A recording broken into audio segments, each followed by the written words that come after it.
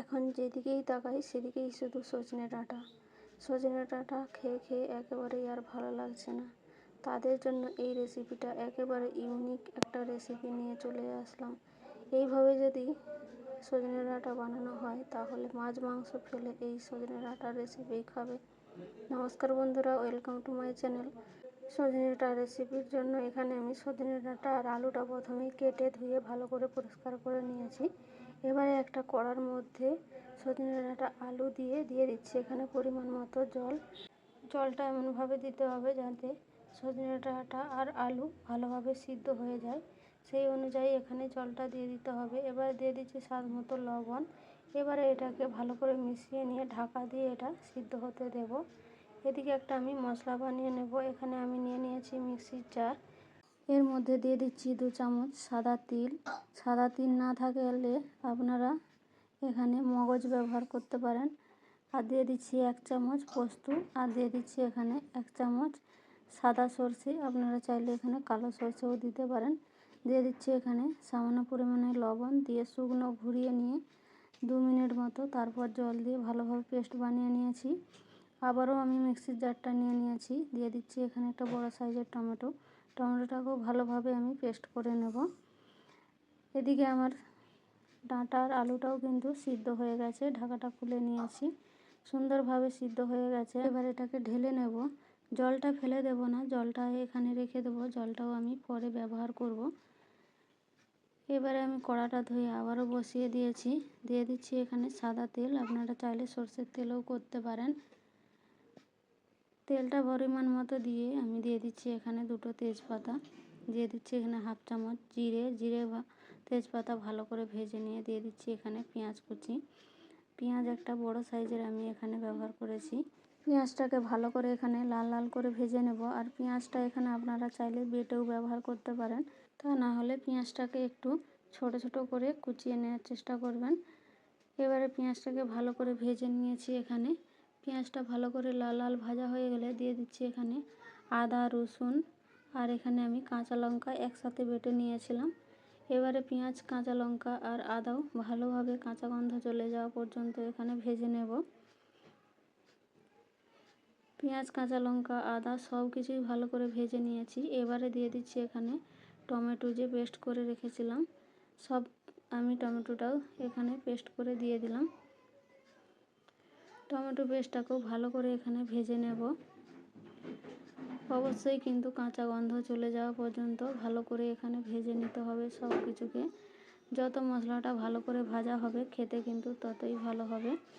মশলাটা এখানে ভালো করে ভেজে নিয়েছি, একেবারে তেলটা ছেড়ে গেছে, দেখেই বুঝতে পারছেন। এই রকমই কিন্তু ভেজে নিতে হবে। এবারে এর মধ্যে আমি দিয়ে দিচ্ছি এখানে গুঁড়ো মশলা। দিয়েছি এখানে 1/2 চামচ কাশ্মীরি লঙ্কার গুঁড়ো। এখানে আমি কাঁচা লঙ্কা ব্যবহার করেছি, তাই লাল লঙ্কাটা ব্যবহার করব না। এখানে আমি কাশ্মীরি লঙ্কার ব্যবহার করেছি। আর দিয়েছি এখানে 1/2 চামচ হলুদের গুঁড়ো, 1 চামচ এখানে ধনের গুঁড়ো, আর দিয়েছি এখানে 1 চামচ ভাজা জিরের গুঁড়ো। এবারে মশলাগুলোকে একটু একেবারে গ্যাসের ফ্লেম লো রেখে এখানে ভেজে নেব।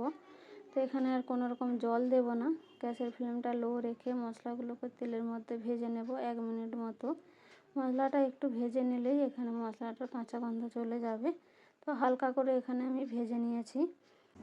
এবারে এর মধ্যে আমি দিয়ে দেব পোস্ত আর তিলের যে বাটাটা আমি বেটেছিলাম সেই বাটা, আর সাথে দিয়ে দেবো এখানে জল। 1 বাটি আমি ওই বাটিরই জল দিয়ে দিলাম। এবারে মশলাটাকে একেবারে ভালো করে সুন্দরভাবে কষিয়ে নেব। তো দিয়ে দিচ্ছি এখানে স্বাদ মতো লবণ। আমি ডাঁটা আলু সিদ্ধ করার সময় লবণটা ব্যবহার করেছি, তাই এখানে অল্প করে লবণ দিলাম। এবারে আমি মশলাটাকে একেবারে মিডিয়াম ফ্লেমে সুন্দরভাবে কষিয়ে নেব। মশলাটা কিন্তু পুরোপুরি একেবারে সিদ্ধ করে নিতে হবে।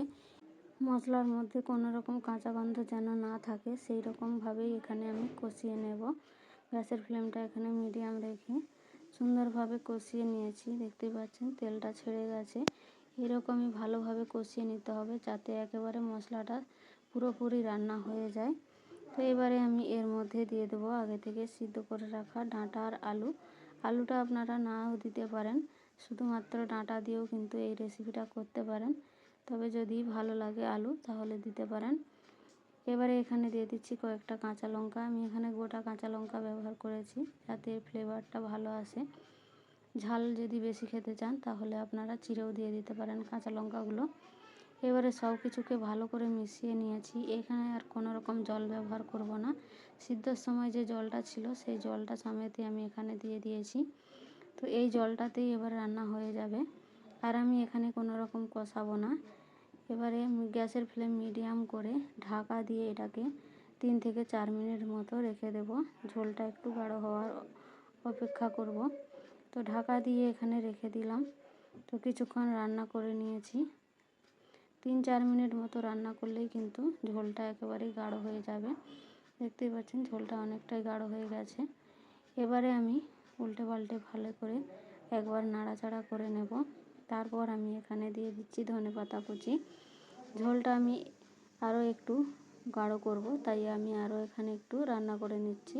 আপনারা যদি ঝোলটা এরকমই রাখতে চান তাহলে এই অবস্থায় বন্ধ করে দিতে পারেন।